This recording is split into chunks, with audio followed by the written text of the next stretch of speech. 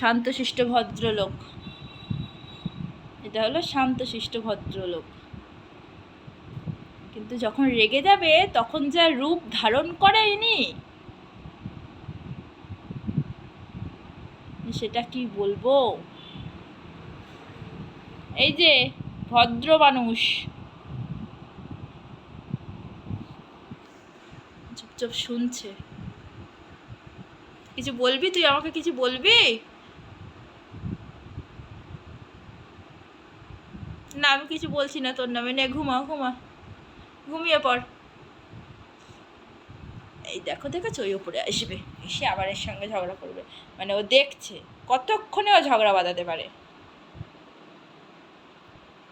এত বদমাস, এত বদমাস রাহিস, এত দুষ্টু, এত দুষ্টু, শুধু শুধু মারপিট করে, শুধু মারপিট করে। দেখো দেখো দেখো দেখো, একবার একে মারছে, মুয়েজ্জাকে মারছে, একবার টাইগারকে মারছে।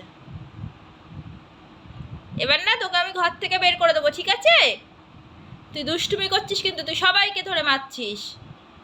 সবাই শান্তভাবে এখন ঘুমাচ্ছে, মানে ঘুমাচ্ছিল, তুই সবাইকে ধরে ধরে মারছিস।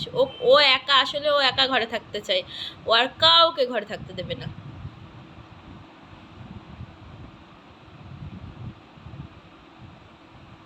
কিন্তু এনারা তো কিছুতেই কম যায় না। তুই একা থাকবি, আমরাও থাকবো।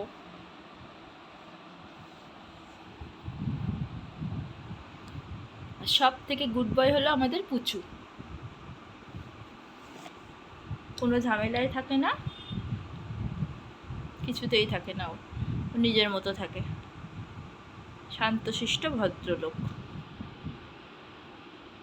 সব থেকে দুষ্টু হলো এই রাহিস।